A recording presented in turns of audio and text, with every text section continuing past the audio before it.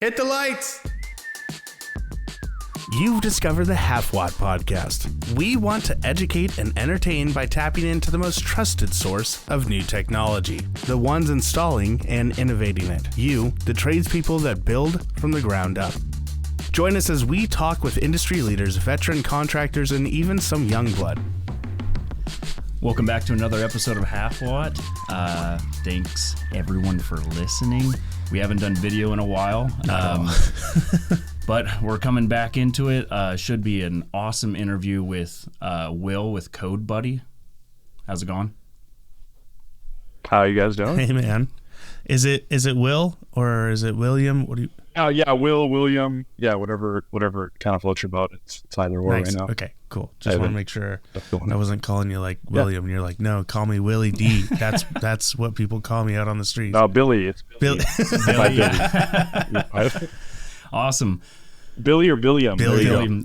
I might hit a billion today. Yeah, do it. No, it's So I think the first time I talked to you was when we were doing our Milwaukee Pack Out giveaway. I think is kind of when we crossed paths, and I don't remember who sent the message first. Probably you. it was probably me. But talking about I was doing a lot of outreach. Talking about AI and basically an application where you could quickly look at codes or find stuff. So that's crazy, super interesting. I mean, I had never thought I would be talking about this or have this available. So let's I guess first let's talk about what you do and how you're getting into the industry or got into the industry. Yeah, so right now I'm currently working at the biggest chip plant in Phoenix. Oh, wow. It's a TSMC. I think you guys probably heard of that on the news recently. I do their QA, QC kind of stuff for all their electrical tool install systems. So that's kind of where I've moved into. I started out doing low volt systems, working on like military grade camera equipment with a company called Strongwatch. It's kind of what launched me into electrical or in general, just working with my hands. So that was my start working with Python, C++, kind of the basic coding languages. Unfortunately for Code Buddy, I am not, and thankfully probably, I am not the developer. I'm just the brain behind the idea. And I kind of look over it, make sure it's doing all the right call outs and code giveaways and things like that. But through Strongwatch, I kind of quickly knew that I was not going to be a software developer for my whole life. Right. Kind of was born sitting in front of a computer for hours on end. So I had a lot of people around me kind of usher me into, hey, what about the trades? Are you interested in like plumbing? I'm not interested in working with fecal matter. So I said, nope. So I got into kind of the cleaner of the trades and went with electrical. I thought I had more growth there. So moved quickly into Genco Electric out here in Scottsdale and just started out doing a lot of commercial jobs, apartment building, high-rise kind of stuff. And quickly I found I had a knack for this thing, and it was coming pretty easy. It was leading crews just within a year or two of learning, which it was kind of an interesting experience. Probably not one I wanted to. But thankfully I've kind of grown out of that. And then I got into the apprenticeship like really soon after that.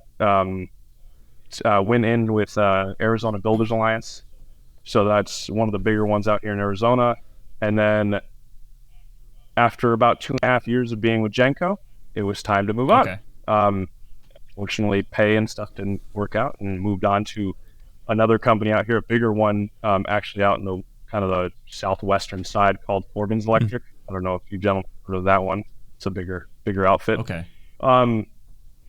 And worked on, again, kind of similar stuff. Commercial buildings like Great Wolf Lodge, Amazon's, Intel. Yeah, the big chip names. plants, all that stuff. Yeah, all that stuff kind of was where I came into.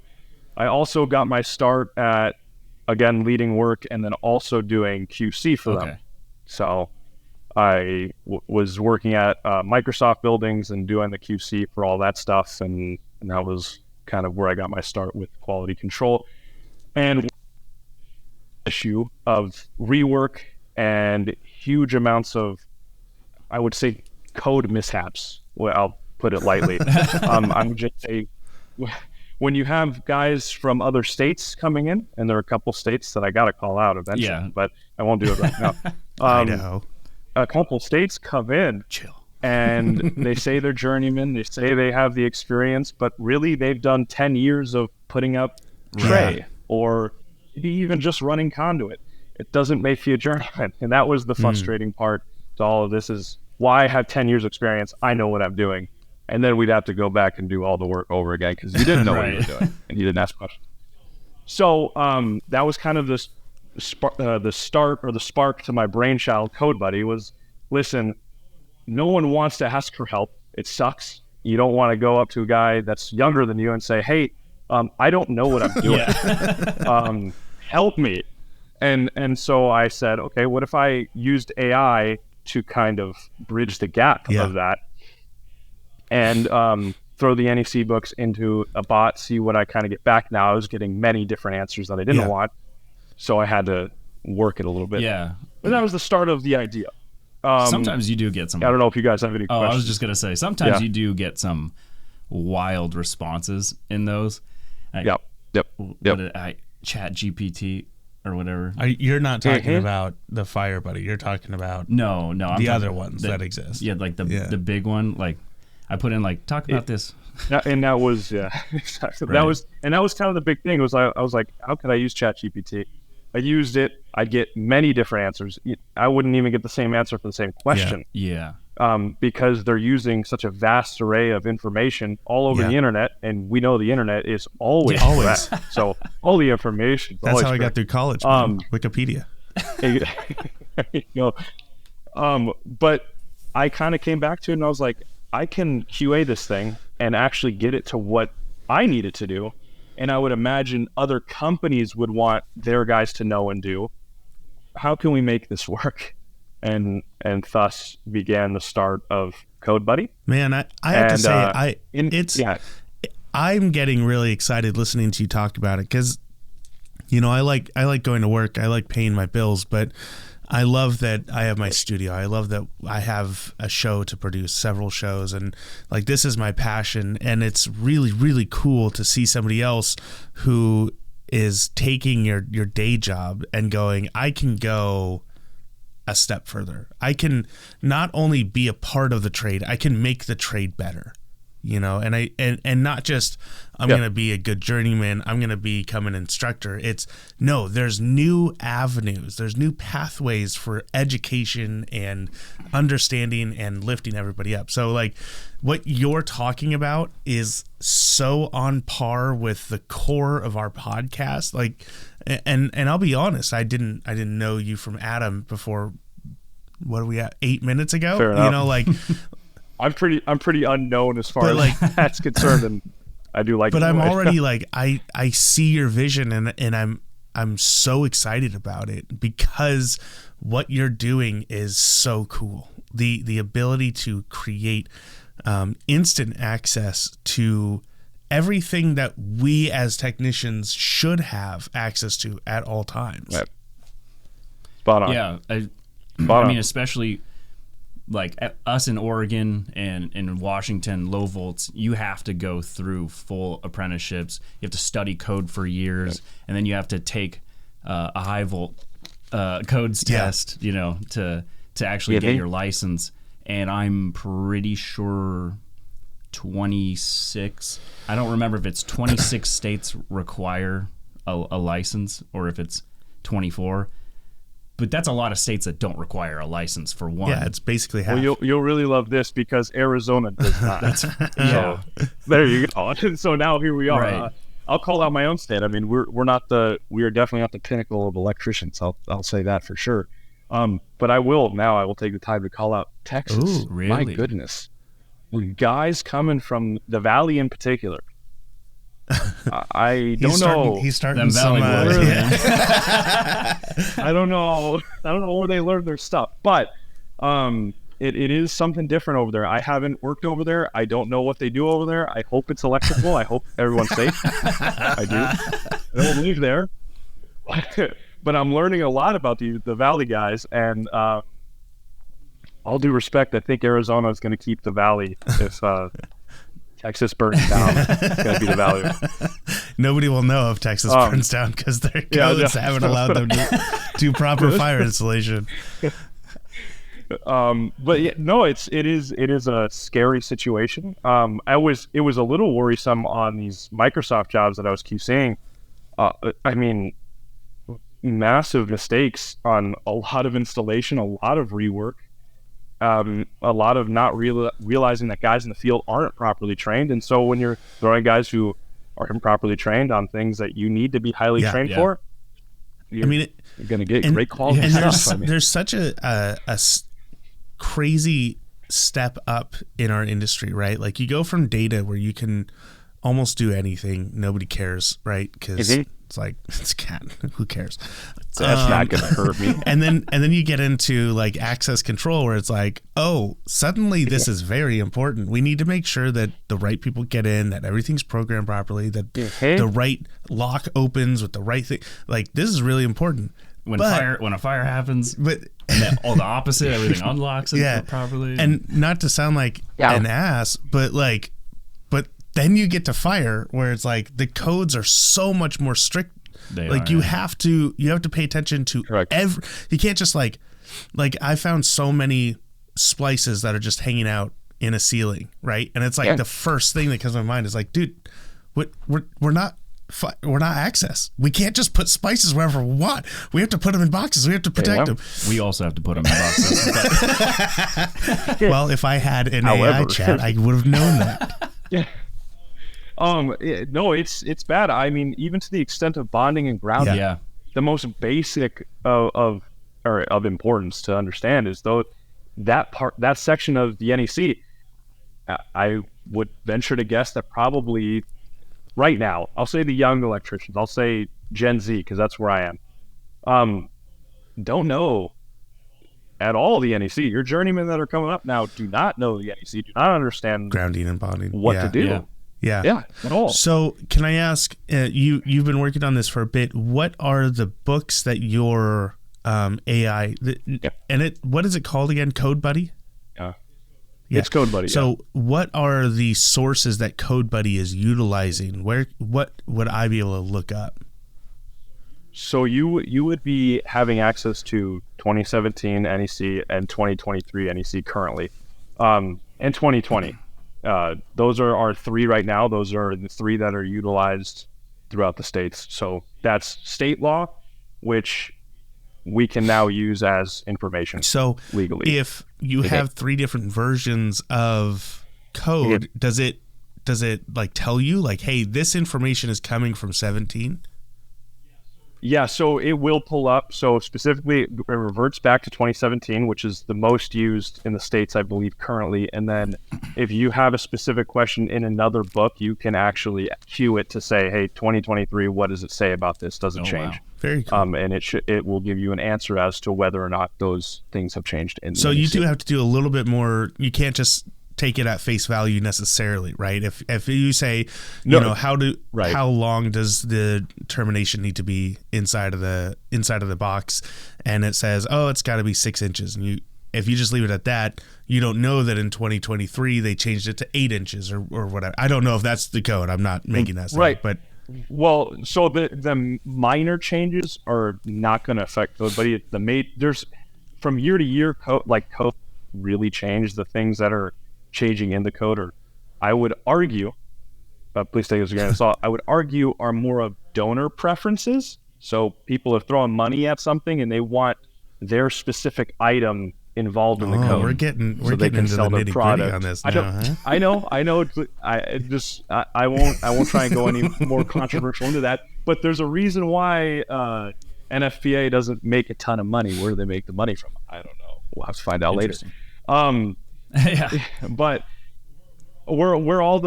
where the changes happen are usually in bonding and grounding. So the most important section of the code is usually the one that people or that you're seeing the most changes in, and the most beefing. Does that make sense? Do you think that that's because it's changed so much, people just kind of disregard it a little bit when they're going through it? I think it's an as far as bonding and grounding. Yeah. I think it's an over cautious, because as I'm seeing, at least in the industry, it's going downhill with quality work. So how I view it right now is, if I can keep the guys safe who is going into it later with bonding and grounding and properly terminating and things like that, then that's where we got to focus on. I can't force you guys to make your work look the cleanest, but I can force you to at least keep it to a safe level. Yeah. And so there's mitigation there. That is really the most important. I think that's the most important part. That's the reason that the code book exists. It's not. I don't know. I like when something looks pretty over being safe. No. but well, usually when it's pretty, it is safe. That's kind of how I roll. Yeah. When we were, finishing our apprenticeship, we're at the school, and they told us a million times the codes and like getting your license doesn't mean you're a good electrician. It means you're a competent, safe electrician. Like you know that you're not gonna kill somebody on accident or so. Spot on. Yeah. Spot on. And the thing is about electrical is we're always learning. Like, this is just a business of always learning, and if you're not able to continue learning, you will be phased out. And you're seeing that with the older cats, which is why which is also part of the reason I brought this in. This can keep everyone up to date. This can keep everybody in the game to a relative extent. We're working on a couple different versions for a few different companies. That are specific to them. Right. More on the side of controls and testing and things like utilizing their protocols for how they get their jobs done. Correct. Within your AI language. And putting job specs and different things into CodeBuddy to also go alongside with NEC. Cool. So that your guys out in the field aren't just going to code, but they're also superseding with job specs. That's the coolest thing. Oh my God. I'm nerding out so hard. That's so stinking cool. That's what I wanted. I'm listening to this. I'm like, of course, we all need you're creating the prototype for us to all have our own, Cortana from Halo, Navi from Zelda. Like, I'm nerding out hard because I'm like, someday we're just going to have this thing that's like, oh, this is how you want to do this, like a little clippy thing. Yeah. I think it's great. I think it's great that the ability to check yourself on that knowledge and to have that is going to be really, really useful. Exactly. And I'm hoping it keeps growing. Yeah. I mean, at this point, it's in the infancy. So that's, it's great to get on the podcast and actually spread the word about it. Get you guys excited about it. Maybe even looking at it, sending it to people. Yeah. Yes. At this point, it's a super fun project for me. I love working on it. I have all my QAs I work with in this building. I have all of them on it. They all love it. Some of the reviews on our site are from them. They said, throw my review on site. I want people to know about this. So I'm throwing it to companies I work with out there. They love it. It's just, I'm trying to get people used to using it. That's kind of the big thing. I think people have I think for me, like, one of my biggest things is always like, I want to make sure that what I'm saying is right. I don't want to be someone that just says something and just I assume I'm right. I want to make sure that I know what I'm talking about. And I've worked with so many people, an older generation especially, but there's young people that do it too, where it's just like, oh yeah, this is how it works. This is how it is. And I'm left like, that's a pride. I don't want to do the work of going out to my van, grabbing my NEC, flipping through the pages to find it, just to prove you wrong, just to make myself feel better. Like, but having that, it's actually fun. CodeBuddy says you're an idiot. It's so funny you bring that up. And it's funny. I had apprentices text me starting this out, so they had the basic bot. They texted me a few months into using it. They're like, hey, I just want to let you know I won with my foreman. I'm like, oh man, this is not going to be good. It's going to be good, but it's going to not be good at the same time. We'll cause workplace fights over stuff. But it's cool to see that guys are at least, proving some of the old heads wrong. Yeah. I love the old heads, but the pride aspect of the trades is sometimes an issue. And it comes into play a lot especially at these places, because you're so tight knit. Yeah. Don't cross me, because I'm the older one. I'm right. My journeyman was like my dad. I have so many stories. Yeah.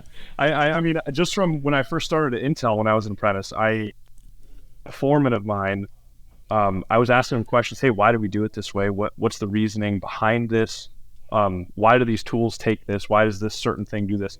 And so the day goes by. In the morning, we're all in a huddle. He groups us up. He looks at me. He says, Will, please stop asking questions about why something is done a certain way. He couldn't answer the questions, and that's okay. It's okay. I'm not sure why I was just taught this way. It's fine answer. It's not an answer to improve, but it's an answer. Yeah, right.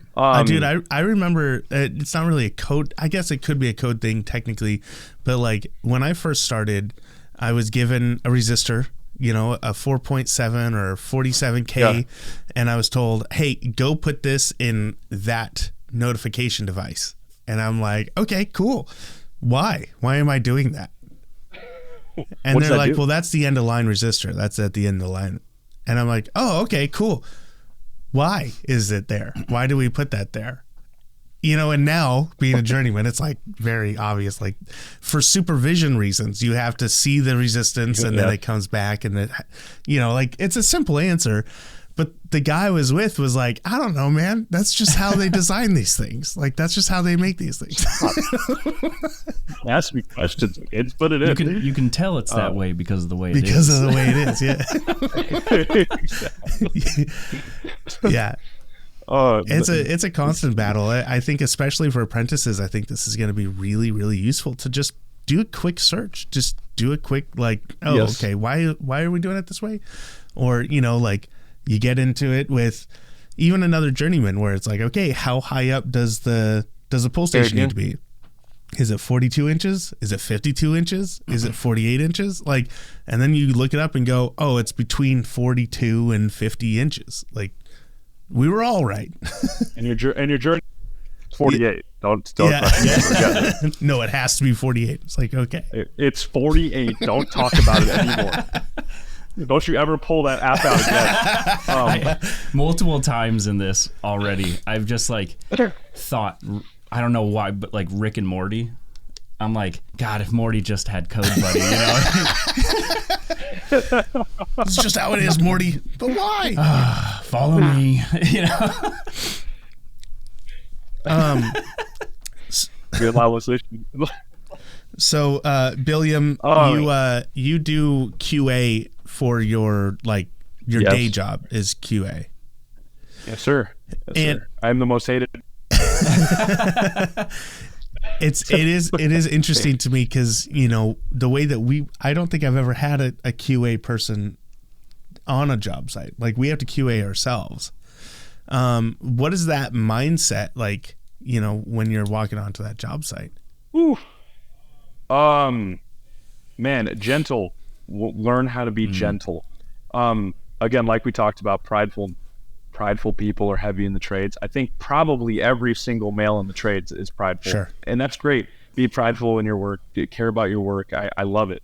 Don't be mad at me though when I tell you, hey, that's not right. and at least, and I do tell these guys, I said, hey, to promote Code Buddy again. Yeah. I do say, hey, listen, you guys have a question and you're not getting answers from your superintendents, your office guys. They don't know. I'm telling you they don't know because they probably have less experience in the field than you do. Yeah.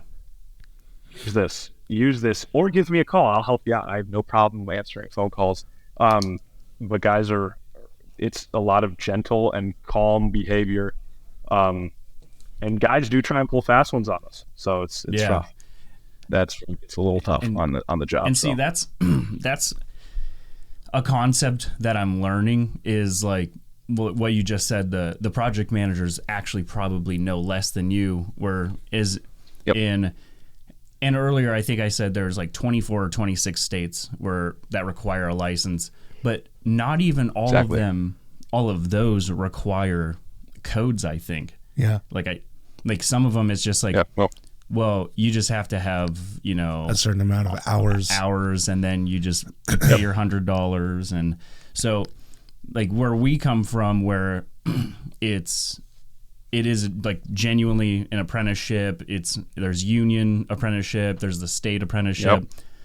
At least probably half of all project managers were in the field at some point that had to pass the tests and codes. So the value of this app or software is not, I mean, I could see us using it, obviously, save us time or a PM that needs to, brush up on stuff. But all of the states where it's just like people are like, man, I just don't know. And they pick up this thing that's twice as big as a Bible. And they're like, oh, where do I even start? Like, I want to be better, but, The electrician's Bible is a real thing. Yeah. I need to get the 23. I'm still on the 20. Oh, it's super fun. You'll love it. I did the codes, we have to every 3 years, take a 8. Up your test. Yeah. So continuing education. And it's... But I will be honest, I also don't know. I don't. That's fair. Hey, that's I totally know what you're talking about, but also no idea, man. No idea. Yeah, it's like an 8-hour, depending on what you do, they can be like 4 hours, 8 hours, 16-hour classes. Yeah. I'm still trying to get half watt to count as hours, so. Yeah. I think it should. You guys are talking about exactly. Discount. So I did my 8-hour class, and most of from what I saw, the 2023 updates were, I think, like you said, grounding and bonding, but also a ton of it was like PZ, like It's true. That's very true. Low voltage stuff and data, and there's a lot of mixed in upgrades. Solar panel. Things are changing pretty quick. Solar's in there. Yeah. But besides, solar's being touched on so much. Yeah. So most of the changes were not like huge changes. So kind of just to be on your side, the fact that it kind of reverts back to 2020 or 2017, as someone who's taken the continuing educations on all 3 books, not a lot of huge changes have been made. They've been mostly minor, and some of the major ones, they just kind of suck. I'm gonna be honest, like having to do it is annoying. Yeah, like it's annoying. Like the having to use GFCI, like I think in all of your garage, like yes, one of our instructors and a guest on the show, Dave, he was like, that's so dumb. So pretty much if I blow a frickin' or my GFCI goes off in my garage and I got my meat freezer hooked into it. Yeah. Oh yeah. No, you're pissed. Yeah. And I lose like 50 pounds of meat. I'm gonna lose 50 pounds of meat. It's just like, and for what? I'm like, yeah, I feel you, man. That's actually terrible. I felt the emotion through you. Yeah. Right there. I know. I was getting mad with him. I was like, yeah, what the hell? Nobody cares about Dave's meat. The second that you bring meat into it, every man is like, no, that's a bad rule. People that weren't part of the conversation. Hey, what do you say? Yeah, what the hell? Meat? Who's losing meat? I had a question from a homeowner, which is funny. When I was still an apprentice, I was trying to get into home renovations. Yeah. Dumb idea. I will never. I don't think I'll ever go back to home renovations and working with homeowners. It's rough. Yeah. Much love to the homeowners out there, but it's rough. We're commercial too, but I won't do residential. I had a request to have a outlet in our right next to the bathtub for a TV. Like, no, can't do that. Well, what if we do it on the other side of the wall, but you string the cable for the TV through the wall into the outlet? It's right by the toilet. I'm like, no, I'm not going to do that for you. I'm sorry. I won't do it. We're just going to have to skip that one. He's like, somehow. What? Okay. I'm Come on, man. Jail. Yeah. How am I supposed to watch? How am I supposed to watch that my TV? TV? Is going to fall. That TV is going to fall in your bathtub on you, regardless of electricity, and you're going to be upset with me for allowing you to do that. Get a smart mirror now. How am I supposed to? You can watch TV on your mirror now. How am I supposed to watch the Seahawks beat the Cardinals in my bathtub without? Oh man! Don't even get me started on sports. Come on. Sorry, I had to hit you with that one. You're good. I one time don't hurt me. I did a job where I put in this tiny room. I mean, like maybe 6x4, a tiny room, and I put my fire panel up on the wall. And then I came back to do the final inspection, and they had installed a utility sink underneath my panel, like directly underneath. Like I had to lift the panel door up to get it over the sink. You made a minor mistake. And I was like, hey guys, just so you're aware, we're not going to pass today. Like, that's not happening now. And they're like, what are you talking about? So we lost. Yeah, I was like, the sink. There's a sink underneath my fire panel. They're like, there's nowhere else to put it. I was like, that's not my problem. I'm just telling you the marshal will not allow it. And they're like, well, let's just try anyway. I'm like, okay. Marshall shows up. First thing he looks at it. He's like, what the hell? Call me back when they move the sink. Yeah, I know, man. What is that? And then your fire panel looks great. Why is there a sink over it? And then they're like, well, can we move it to the left, on the wall to the left? I'm like, again, this is a 6 foot long room, 4 foot wide. I barely fit in this room, right? I was like, moving it 90 degrees doesn't, if anything, it might make it worse because the splash is going to come out and hit my panel. I was like, no, you have to remove the sink from this room. And it took them like 2 weeks of me being on. Are you sure we can't put the sink? And then, why are you trying to put it in there anyway? Here's their other one. They're like, can we move it to the wall on the opposite side of the room? Right. I was like, it's barely 6 feet away, but that's not the problem. Problem is high voltage is on the other side of the room. So it's an even worse idea. Yes. No. Yeah. Oh. I know that feeling. I know the feeling. Even in commercial. It's rough stuff, man. It's rough. Here. Where'd you guys end up putting that sink? Some dude named Carl stands up. He's like, in my cubicle. Thanks, fire guy. It's right here. It's right here. So I got a couple of questions that are maybe a little bit harder hitting, and nice. I don't want this to sound like I'm trying too hard to antagonize you, but there is a lot of stigma that comes along with AI, right? Mm-hmm. In the art field, you've got AI that is taking from artists without their permission. Right, and then creates new art, and it's basically plagiarism. You've got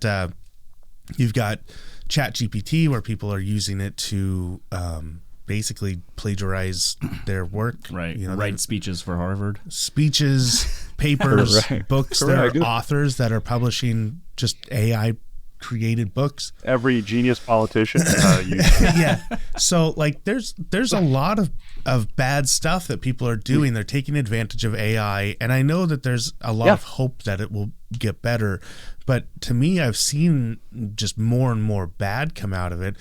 Just recently, and this is like recent news, Spotify released a whole thing about how authors that upload their audiobook to their Findaway program, where it allows indie authors to upload audiobooks to Spotify, you have to sign away certain rights so that Spotify can take your book and reproduce a sequel using the audio using AI. Now that's a very dumbed down version of what's happening. It's a lot more nuanced than that, but that is a very real possibility of what could be happening in the AI field. Sure. You're creating AI to plagiarize the NEC. No. With the intent. Don't say that. Don't start that one. I'm just kidding. I'm sorry. With the intent of helping techs, right? With the hope that you're going to make techs better. But couldn't it be said that this will just make techs dumber because it allows them to rely on the app rather than doing their own job? It's for sure a concern.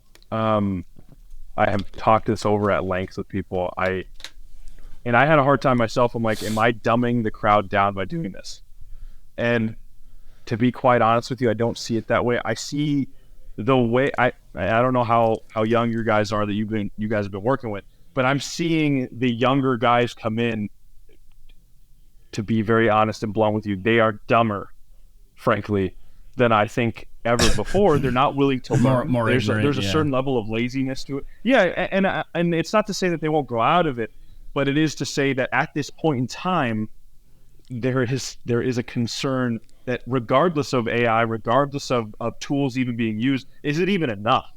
Is it even enough to lift you out of the downfall, right, I guess, of where we're going? And I don't know. I can't, to be blunt with you, I don't even know if it'll make people dumber. I'm hoping people utilize it as a tool. That's my intention when I use it. And as far as what other people's intentions are, I already know that people are using it to cheat in even their apprenticeships. I know it. I'm aware of it. I see it. I have access to logs while I QA it. I'm like, you're clearly asking a fill in the blank question for a question from a test. It's like, what are you doing? But as far as that goes, I can't control what people will do with it. I can only force it to be what it is. To also maybe lighten the load, we are making a bot specifically to learn how to navigate the code book. So it will take, we're working with a guy who runs a course. We haven't solidified everything, but we have made a little bot to show him. What it does is it'll take you to the index. It'll say, okay, you're looking for, let's say, fire alarms, installations. And then it'll tell you part by part of where you want to go in the code book to get to what you're looking for on the question. So you ask it a question on a journeyman's test, for example, and it'll take you part by part to find the answer in the NEC. That's our like little that's our teaching bot, I guess, is what we're trying to utilize someone as. Because you can't take the AI into a test, right? Thankfully, for a journeyman's and test. that's what I was. Yeah. So, go ahead. Sorry. So regardless of making people dumber, you can't cheat the system currently. You may in the future, but you can't currently cheat it. And that's what I'm thankful for, is that while this is all getting figured out, we still have in-person tests. You can't take your tech. I can't take my phone in with me and, hey, I got my book on my phone. And you can't do that yet. So there is some good to that. Yeah, and that's, I thought that was a really good question, because I was 6 good thoughts, and then the one negative thought was like, but it's the argument, like, is this ultimately worse for the younger guys that are coming in? And while you were talking, I'm glad that you got to you can't bring it into the test, because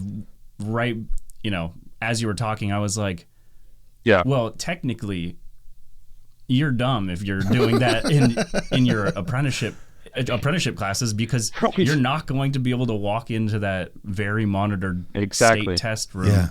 Like, so you're only hurting yourself by not actually doing the work, and it will absolutely catch up to you. So it's just like everything else, drink responsibly, you use it responsibly. Well, in that same tone, if you are that guy that's pulling out CodeBuddy every time you need to prove someone wrong on a code question, you're just that guy that doesn't really know much. You're okay. And I was, wow, you proved me wrong. Great. I was gonna follow it up with, like, back in the day, and not even back in the day, I mean, like, not even that far back. It was last week. When I was an apprentice, there was a point where people would be like, yeah, hey, your job is going to be here at this place. And I'm like, okay. And they're like, I was like, so what's the address? And they're like, oh, it's just Southeast 181st in Stark. And I'm like, okay, yeah, but where is that? Like, I don't know where that is. I don't know. What's the address? Just give me the address so I can go put it in my GPS. And they're like, why do you need a GPS? Just go to 181st and start, and you'll be fine. And and the way that their brains worked was before GPS, you just knew where places were. Like, you go to them enough, you knew the city, you drove around the city, you knew the city well enough that you can get to anywhere by knowing some cross streets. Now, I don't even have to open GPS. I just push a button on my tech portal and it opens GPS and tells me where to go. Like it's so easy for me to just get from point A to point B, and I just have my little hook, and my Bluetooth says, ding, on the next exit, take a left, right? And then I don't learn the city as well. Like, it's taken me a long time. My own home city, I'm like, sure. I'm kind of figuring this out, because GPS has made it so that I don't have to know where I'm going. I just need to follow my little portal to where it's taking me. And I feel like that could lead to, it could be the same idea that we could see with code, where, right now you need to know what you're talking about. You go, it needs to be 48 inches. Don't question me.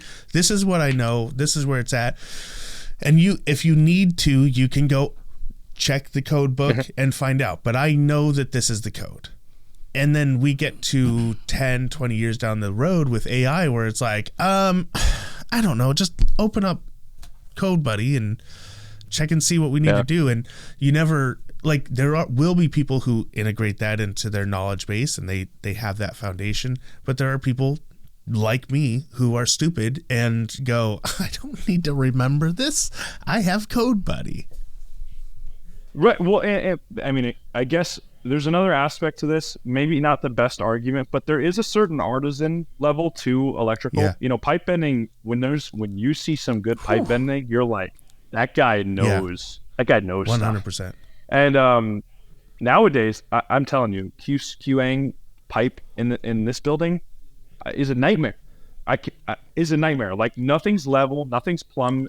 An offset is not an offset. I don't think you guys can even understand fully what I'm saying. I might not be able to. I'm serious. It's not an offset. It's something. It's 90s are at 90s.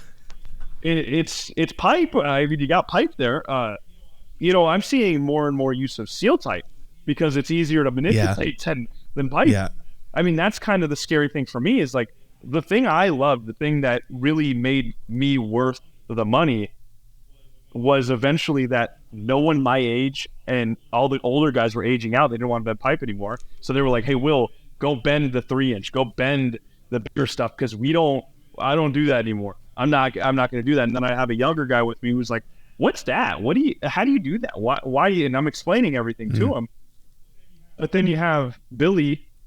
Yeah. There you go. Billy over down the way, who's like, I don't really know why I do this, to the younger guy. And the younger guy's like, oh, okay. Yeah. And doesn't ever learn, because he doesn't have the mind for it to watch it and say, okay, he's doing this to eventually get to this outcome. And it's just not connecting anymore. There's nothing there's a lot of connections that are missed, and it's not just because people are dumb. People just don't care. I think you're totally right. I think there is a lost art form to conduit bending, genuinely, because even in and terminations, I will tell you that too. Do you do much conduit bending, Gage? I didn't want to interrupt your story, but I was like, I'm not proud of it. But before I got to the point where I was like, I can do some basic conduit, like I can do one run. Can I do 7, all next to each other, looking like the Sistine Chapel? Absolutely not.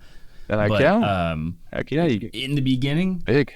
And what your guys might, or not your guys, but if whether you guys are subbing or whatever the conduit, they should just buy pre-made 90s, because they do that now. Okay, that's good. That's even with 3/4 though. That's what's scary. 3/4 is being done with pre-made 90s. That scares me. No, it's not great. 3/4.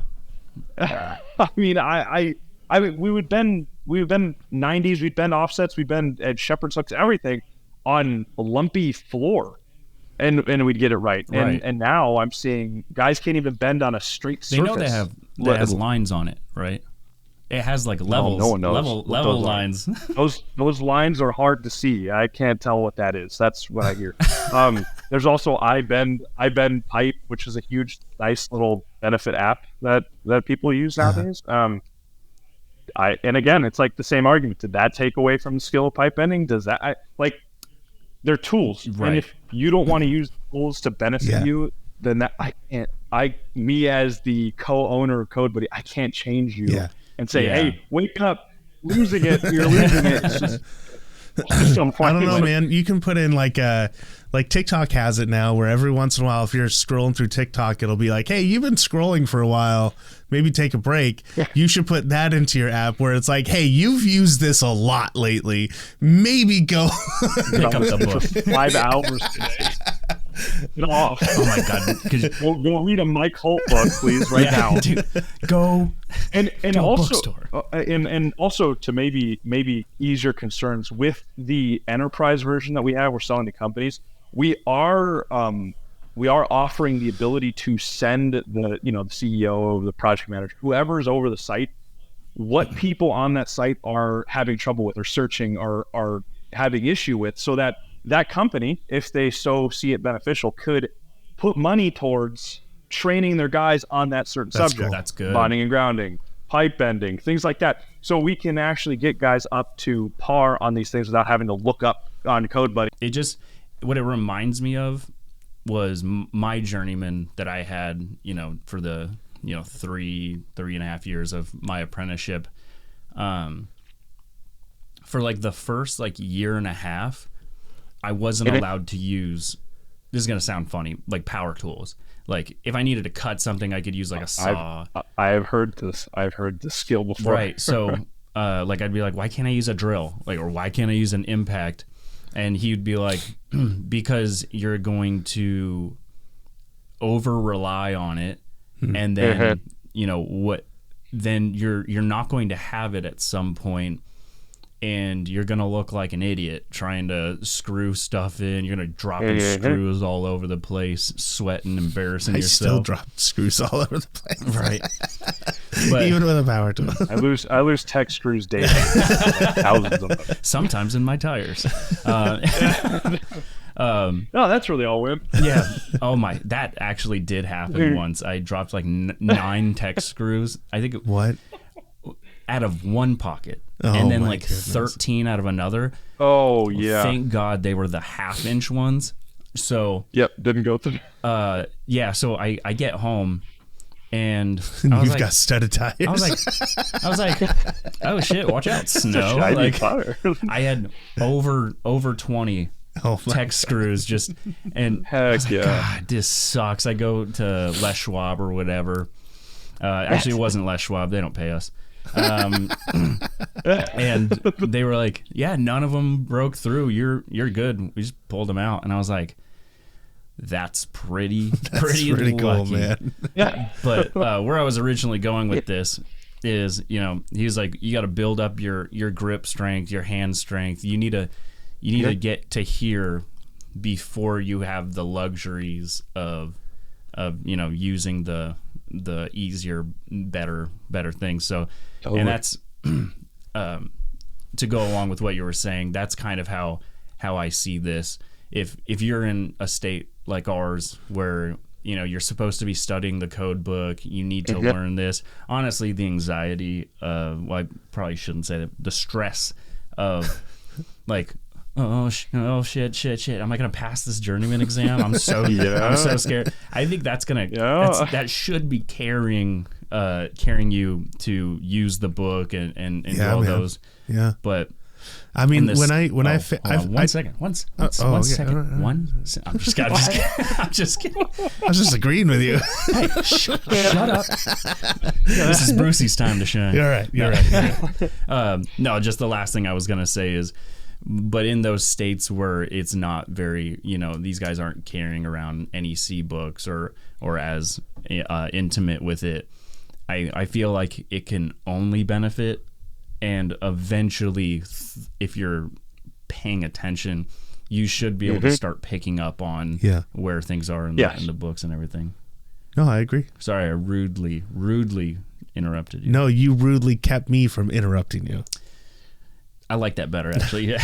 I was just gonna say when it sounds a lot better. When I took codes class twice. I failed the first time, and the first time I took it, I really had no idea what I was doing, and it wasn't until like probably the last quarter of the term that I started to go, oh, this is how it works. I have to look in like 3 books for me to find the answer. And I felt like a wizard, looking through Firm's Fast Finder and Tom Henry's or whatever it is, and then also the table of contents, and then the Oregon code book.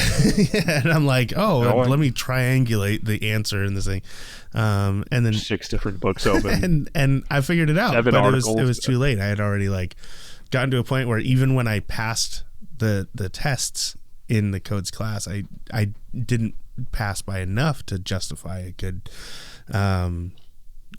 grade. So I took the class again, and I freaking aced it because I was like, okay, I understand what I'm doing. It's not as scary. Yeah. I know what I need to do to get the job done.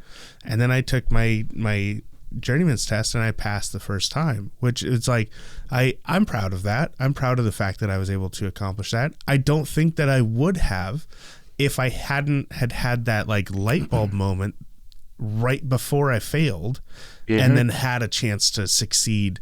And so, I think that the hardship creates, better people if you can get through it and not let it affect you too much. So that was my agreement with you. Yeah, no worries. Our company is, humble brag, on like a 10-year streak of first tries. Yeah. On the journeyman exam. That's good news. Right. That's big, yeah. But that's big. There was one other thing I was gonna say is, let's not have boring radio. I can ask a question if you want. Go for it. So I'll find myself. So obviously this is obviously this is just the beginning for you, right? Like you're trying to build up this AI bot now, but you've already talked about how you're going to integrate it into company specific protocols.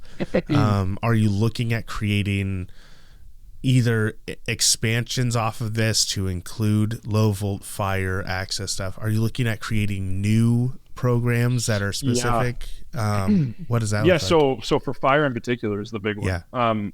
That's our next main focus. A lot of fire alarm companies out there. I didn't realize how many there were, but there are a lot. And obviously very important for commercial specifically. Yeah. Which is why I have gathered data on almost every different state for their fire code. Yeah. A lot of it goes into, I believe it's NFPA 72. Is that correct? Yeah, NFPA 72. That's usually where they revert back to, or they'll have, again, something that supersedes. I believe it's one of the ones that supersedes NECF or NFPA 72. And then there are a couple other states, I think, you got your big union states like New York supersedes on fire code, and a couple others.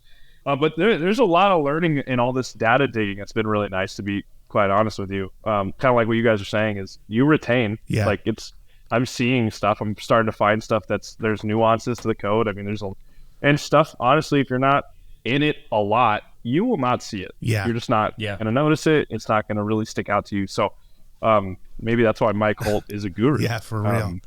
That's why he makes the money. I get so tired. My number one complaint with code and with running jobs is I get so tired of people pulling these codes out of nowhere that one of the examples was there's a long hallway, and they had put on the plans, they had put 3 notification devices, and I had done the math, I'd walked it out, I was like, we only need 2, we don't need 3, we're not putting in the 3rd one. And then I had people come back and go, no, we have to have the 3rd one over by the door, because you have to have a notification device within 15 feet of an emergency exit. And I'm like, Where does that live? I have never heard that before. Check this out. You're making this up. Stop changing the rules on me. And I think that's why I'm interested in this more than anything, because it's moments like that when I feel like the game is being changed, the rules are being changed, and I don't even get mad because I want to be right. I just get mad because I want to be the best technician I can be. I want to be as efficient as possible. I don't want people to come in and go, oh yeah, there's this code that you have to worry about. Well, there's also a certain level of money saving. I mean, if you don't have to install that, one, you're saving man hours, and two, you're saving, of course, equipment and material hours or material costs. And another thing that I've advertised, and something I actually used when I was trying to get jobs myself, I would say as an advertisement, I'm using technology to further advance my installations and properly get everything up to code. And people nowadays, customers hear that and they're all over it. They're all about that. They love the technology aspect. They trust technology. Customers nowadays trust technology more than they trust anyone who's been in the trade for 10 to 20 years at all. Like, you AI? I trust AI. You got the job. Done deal, dude. You're in for it. It's easy money. And that has happened. Yeah. It is unfortunate. I'm not offended by it. I get the job. Yeah, I mean, you're the one that programmed it, so it's still kind of that thing where it's a concern where customers are like, oh, you rely on AI. I trust you way more. Which is kind of wild. It is. But it's weird, right? It's kind of weird, especially with the AI craze right now, that people are still trusting technology to a way higher extent than they should. Yeah. Well, I think the idea is that technology is a collective of human intellect, right? And so, like, especially AI is a representation of that. AI is not even technically the right term, right? Because at this point, we're feeding information into an algorithm more than anything. And so AI as it is really just a library of knowledge that we are accessing in a specific way. So like when we say AI, we're not talking about true AI because it's not learning the way that artificial intelligence learns. So the reason why I would understand why people would be okay with it is because, of course, like this is the collective agreement of what true knowledge is, and why would I argue with that? We, like, I'm not going to argue with everybody. so it's a good idea. And to piggyback off your thing, for people who are scared of the AI aspect, kind of to set people straight a little bit, I've helped a little bit with this explanation. It's not even a human brain. Right. You're a human brain. You have emotion. You can dictate certain things. You can control certain outcomes. All an AI is doing is taking the information you're giving it and just giving you a feedback answer. Yeah. That's all it is. And your brain does it way more often and way faster than an AI can do it. It takes you longer to go through a code book, but to have a physical response and to change something, humans are by far better at it than a robot or an AI right now. So like let's not jump the gun on the fear of bots taking our jobs yet, or AI is going to control everything soon, all that stuff. I mean, it's like not that crazy yet. Luckily, I mean, there are just right off the bat, two trades that can't get replaced by robots and AI, at least not in our lifetimes, and it is electrical and toilet making. Toilet making. So we brought up plumbers earlier. I used to make jokes. Everyone makes jokes about plumbers, and then when I bought my house and I was like doing my own plumbing, I was like, sitting under the sink, like, I'm never gonna make fun of those ever again. I'm like, I have such a high respect for these guys. This sucks. And they go into work every single day. They're heroes. I mean, they're like, it's like firefighters and then plumbers. With that being said, I had a buddy over who was a plumber in the Navy, and he does plumbing for all of his buddies. And he's like, did you know that to this day, toilets are still handmade and they haven't been able to find again, to this day, a manufacturing process for toilets. What? Yeah. That is awesome. And that's why, like, they're like snowflakes. Like, no two toilets are the same. The porcelain throne will win out all the time. Dude, the safest job in America is making toilets. What do you do for a living? I make toilets. Like, I'm like, wow, okay, wow. Safe. You're doing the Lord's work. I was like, no economy can crash this, guys. Do Porta-John cleaners count as plumbers? Is that because they may be the unsung heroes? They may be above firemen. Yeah, I mean, yeah. There have legitimately been days on construction sites where I've gone to the porta potty and then I've seen the cleaner coming, and I was like, oh, I'm just gonna wait a few minutes. I'm just gonna wait, and then he leaves, and it's like a totally different experience walking into the Porta-John, right? Yeah, because of that. It is night and day. Yeah. Night and day. Yeah, it goes from I think I'll hold it to this is nice. Wow, these are kind of nice. Wow. Have you guys seen those half Porta-Johns, the ones they cut and the tops off of? No. Or do they not have? They don't have that over there. No, not that I've seen. Well, in Arizona, since there's I don't want to say it's a drug use issue, but it does get hot, obviously, in Arizona. Yeah. So they cut the tops off so people don't die inside of the Porta-Johns. Yeah, that tracks. Yeah, but you can see inside to what everybody's doing. It's about maybe up to your hip. What? In height. Wow. Yes. Yep. That's insane. This is not a joke. This is real life. Yep. God, that's crazy, man. So many HR complaints I would get. Innovation at its finest. Let's be real here. Innovation at its finest. See, I've watching other dudes shit outside. Yeah. I've gone the opposite way. There's been several jobs. You get the work done? Yeah. Several jobs I've done now. Sorry, I saw you in there for 30 minutes. You can't lie to me. You were on TikTok the entire time. I watched half the videos with you. I was like, oh, that movie looks good. Why do you watch the ads? I've gone to several jobs now where it's like the porta potties are like so nice.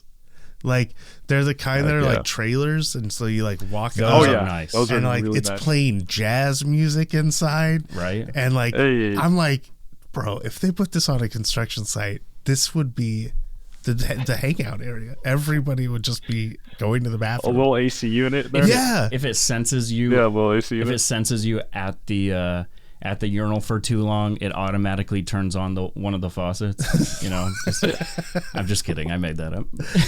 It alerts your trade supervisor. They come find you. It analyzes your piss, and then it's like, all right, you need a bottle of water, bud. Dispenses this for you.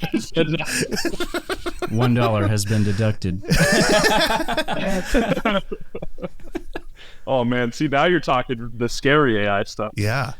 Oh man. Yeah. No kidding. It's messy there. Well, one thing that I wanted to ask is because we were talking about state specific.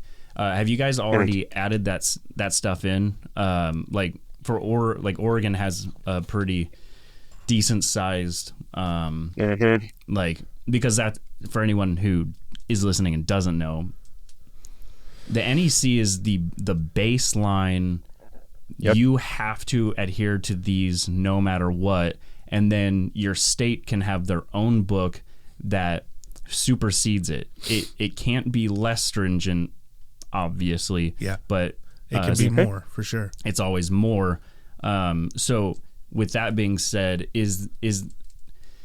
have you done that yet, or I imagine that you're with the research that you're doing, you've already been looking into the state specifics and everything.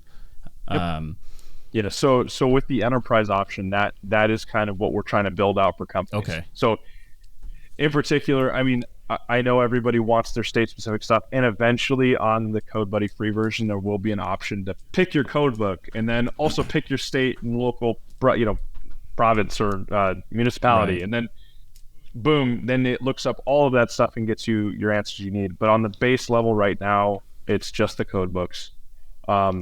I did for my peace of mind, for my younger guys out there that are learning how to pipe bend, you do have pipe bend, you do have conduit fill, you do have a lot of that stuff. So the calculation stuff. What's conduit fill? Not.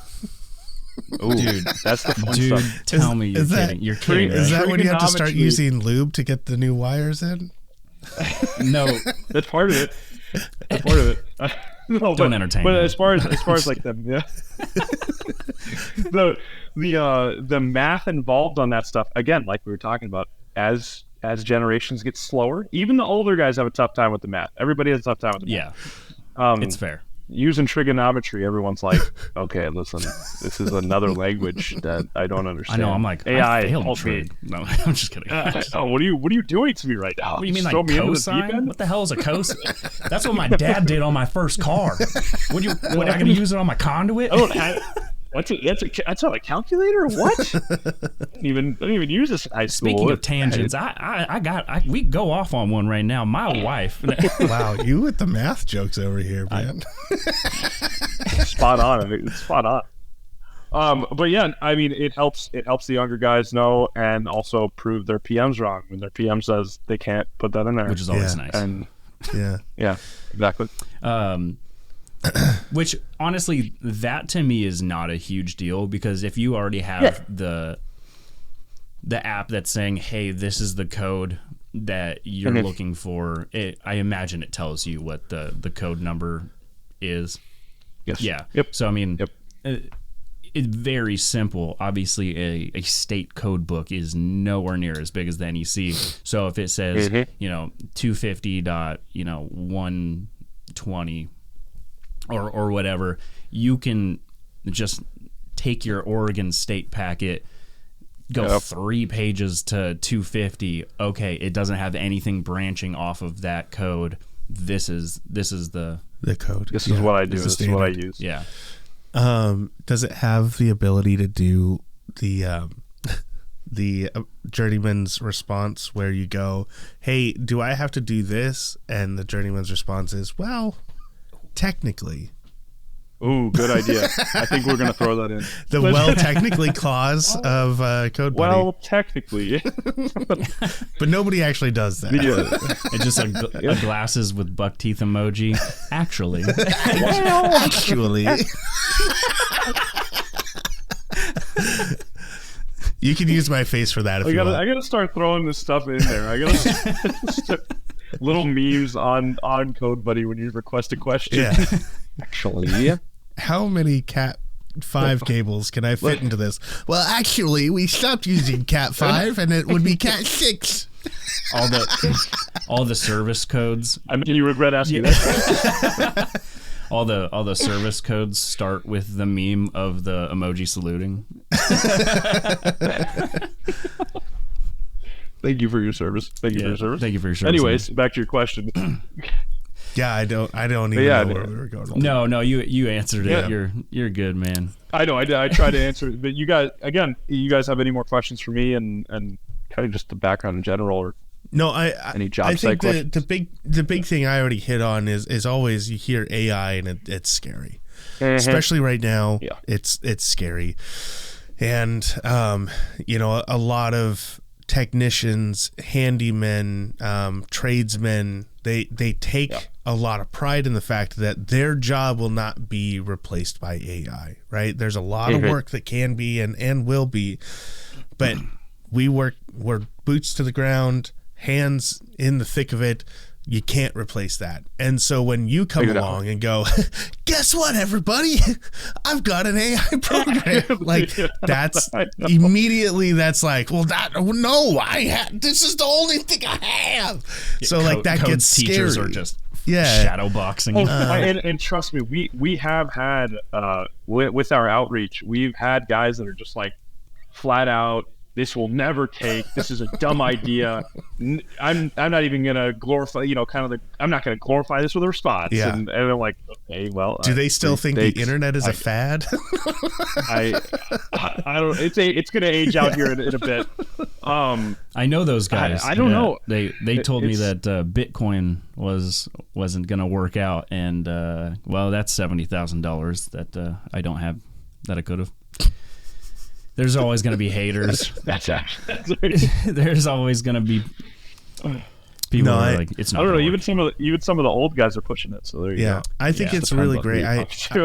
I'm genuinely excited about this project, and I'm hoping that you can see a lot of success here. I hope that we can be a part of that process as well. You know, whatever we can do to add to your voice to get the word out there. And I hope that you'll come back and tell more people about it. Yeah, absolutely.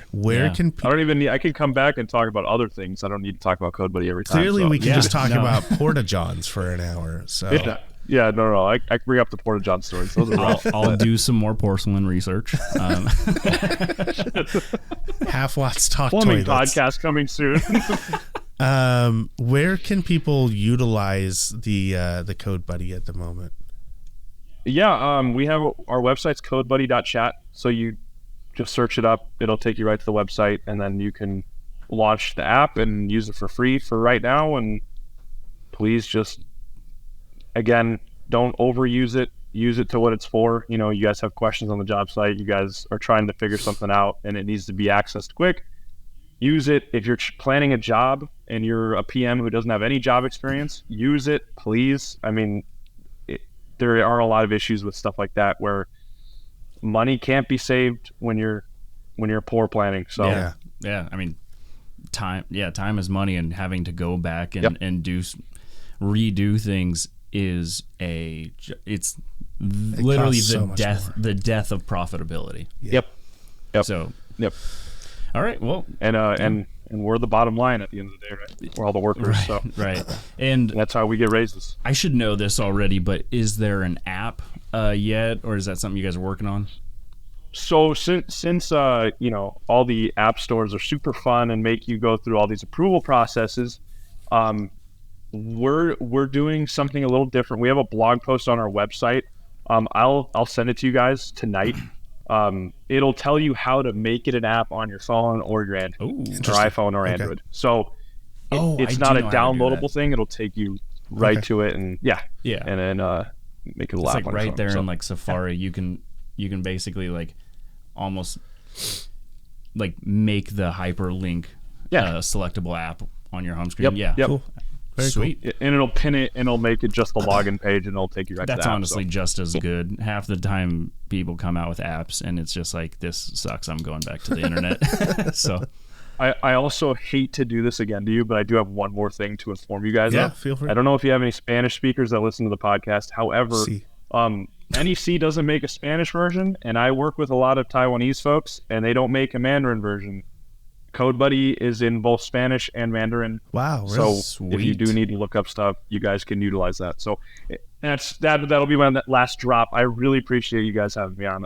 It's been fun. No, thanks for saying that. That's actually very cool. That's really cool. And so if you guys want to support William, then make sure you go to the website. We'll have the link in the description. I think that, you know, I don't know how this will play out, but if we can start utilizing it and finding some fun stuff, maybe we'll post pictures on Instagram and you know, tag them and stuff. Yeah, no. Cool. Speaking of which, if you don't follow us at Halfwatt Podcast on Instagram. It might be Halfwatt Pod. Halfwatt Pod. And go follow CodeBuddy on Instagram as well. Is it at CodeBuddy? Yeah, I think it's actually just CodeBuddy straight. Yeah. Okay, cool. Awesome. Well, thank you so much for being on the show, man. And hopefully we'll have you back on, and about we can talk about some other random things. Yeah, right. Cool. Yeah, please. Let's do some story time. Yeah, or awesome. we'll put CodeBuddy to the test. Hey, live. Do it. Live on. Gauntlet. All right, man. Thank you. Take it easy. Thank you guys so much. Thanks for listening to the Halfwatt Podcast.